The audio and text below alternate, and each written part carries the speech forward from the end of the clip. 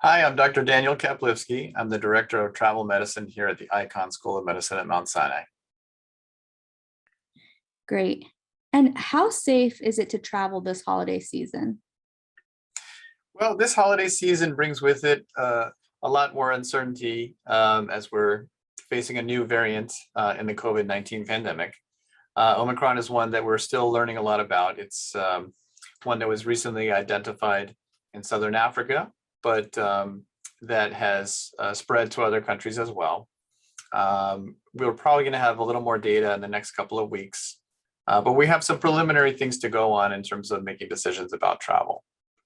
So when I think about travel safety, I think there's multiple layers that we can think about and try to mitigate risk to a great degree. I think there are obviously infectious disease considerations for everybody when they're thinking about travel.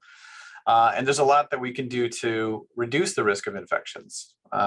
So the first obvious step that's in place in a lot of these airplanes and airports is the mask mandate. So wearing masks does reduce transmission when we're in close congregate settings with a reduced ventilation compared to outdoors. We have vaccines that are very highly effective at preventing both severe illness and hospitalization and death. We're still going to learn more about breakthrough infections with these vaccines with the new variant. But I think it's encouraging that we have the availability of these vaccines, including booster doses for, especially here in the United States, where we're very privileged to have access to so many different vaccines. So in terms of safety for travel, I think we think about those different factors that we can do to mitigate risk. And I think if people are considering travel from the health point of view, there are certainly steps that we can take to make it safer.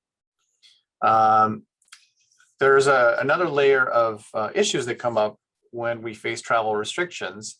So I think people should consider that as well as they're thinking about international travel. There's a bit of an unpredictability in terms of travel restrictions that might occur over the next few weeks that I think we'll have to be monitoring both the US State Department's website and the CDC's website to find out more about any other potential travel restrictions that might occur. Great. And how high is the risk of contracting the virus from other passengers? So in airline travel, there's again several factors that are important to think about. One is, are you personally vaccinated?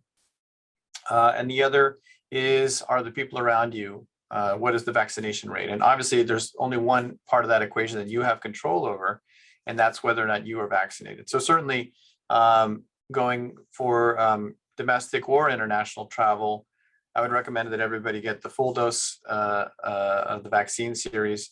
I think at this point, it's a strong enough recommendation for everyone to get a booster as well.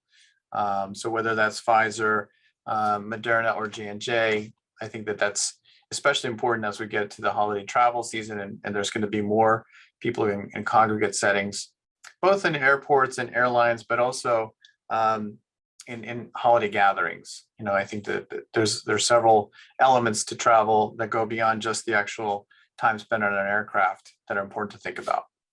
So certainly the vaccination, the masking, there's times during travel where we can also mitigate risk. It's natural to, want to have meals at some point during your trip. If you can stagger your meal away from the time when other people are eating on an aircraft, for example, if you're in an airport, in a food court, if you can try to remove yourself and your family and maintain some physical distance from people around you, that's also ideal. So, I'd say that there are inherent risks to travel that go beyond infections, but in terms of the infectious disease concerns we have right now, there are certainly a lot of steps that we can take to reduce those risks so that people can still travel safely this holiday season. Would you recommend wearing a higher quality mask when traveling? Yeah, I think a well-fitting mask is important. So there are different types of masks that are available. There are obviously the surgical masks that don't have a tight seal around the face. There are N95 respirators that we use in hospitals when we're particularly concerned about aerosol generating procedures. So the difference is that the N95 mask is a really tight seal around the face, and so it's filtering out very small particles for infections like tuberculosis. With COVID-19, most of the time a surgical mask will probably be adequate, but we want to make sure it's well fitting and someone is keeping it on throughout their trip. And so I think that that's something to consider. There are masks that are sometimes poorly fitting that leave gaps. Sometimes people can mitigate that by using a second mask. There are strategies in which people will use N95s or KN95s on airline.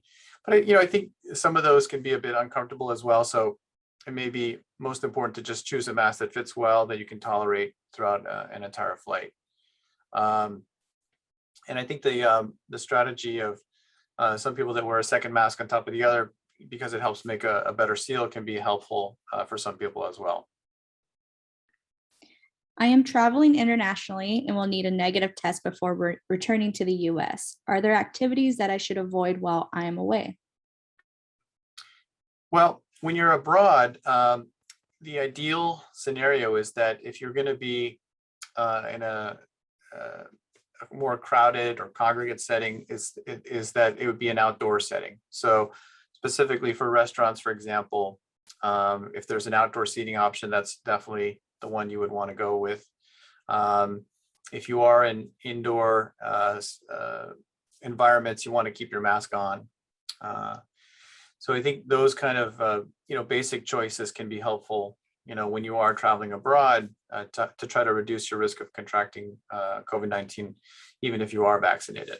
So I think choosing outdoor seating areas, avoiding crowded indoor spaces would be a good choice. What should you do to protect yourself once you return? So I think upon return from international travel, there's a PCR requirement before you get on the plane while you're abroad. So that's already one step. I think symptom monitoring is important for the first few days upon return. We've used the phrase social pause a bit in the scenario where you've had a negative test, you're vaccinated, you're back in the United States. You may opt to take an additional test, especially if you are in close contact with people around you who are more immunocompromised or might be more vulnerable to severe infection. And during those first few days, that might be helpful. Return to school, for children as well as another factor. I think there's a lot of decisions to be made about that on an individual school level. But it can be helpful to consider additional testing upon return if there is an international travel involved. But in terms of, I think keeping yourself safe, I think symptom monitoring for the first 3 to 4 days is important. I think sometimes exposures can happen, at the later part of a trip or during the airline travel. So, for some folks, around day 3 or 4 might be the time you might first notice symptoms. So I think the more important step is probably even before you're going abroad, and that's just to make sure that you've had the full dose series of the vaccines plus the booster. And lastly, is there anything else that patients and consumers should know? Yeah, I think the most important message here is about the vaccines. We're certainly waiting to hear more about their efficacy against the new Omicron variant. I think the good news is that even if it's not perfect protection, the likelihood is that it's going to give us protection against severe illness and death. And the prior experience with boosters is that they really generate a very robust immune response. So if you have the option to have a full dose vaccine series plus the booster, that really reduces your risk of infection significantly. So I think that's the important thing to remember. And for those that are kind of hesitant or not sure if they should get the vaccine in the first place or a booster, I think the holiday travel season is certainly a good motivator to make sure you have that complete series.